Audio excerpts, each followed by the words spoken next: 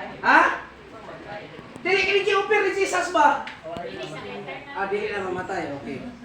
Magsabot ta ba? Dili na siya mamatay. Now. Asa man yung palabihon karon? Kini dili mamatay o kini mamatay? Okay.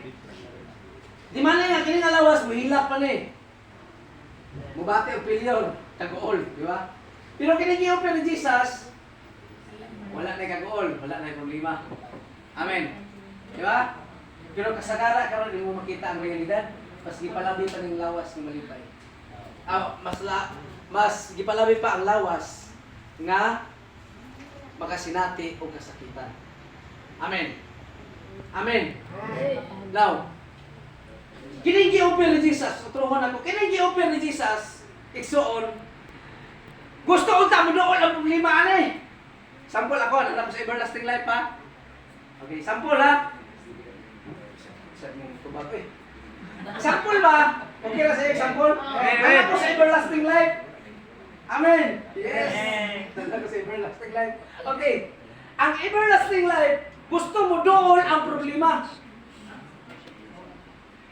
Kaya ipapil niya nga, siya problema ko. Hindi ako. Di ba? Okay. Pero di na makadool. Ano naman? Wala na kayo pakialaman na. Nana ka sa everlasting life. Mag-unsa man ang nito sa imo, dili naman ka mamatay.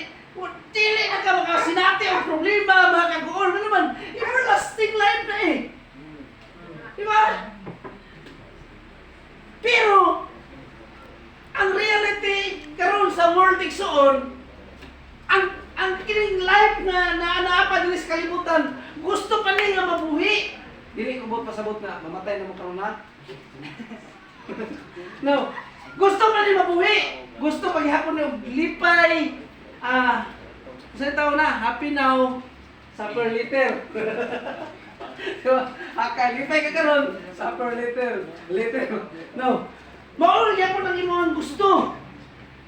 Pero kung sabi atong buhaton di ay, para nga ang the good purpose of the Lord igsuon, para gyud nga maugid matuban ang the purpose sa God the Father. We need bonding in the Spirit. Amen. Si Jesus, ganun nalipay.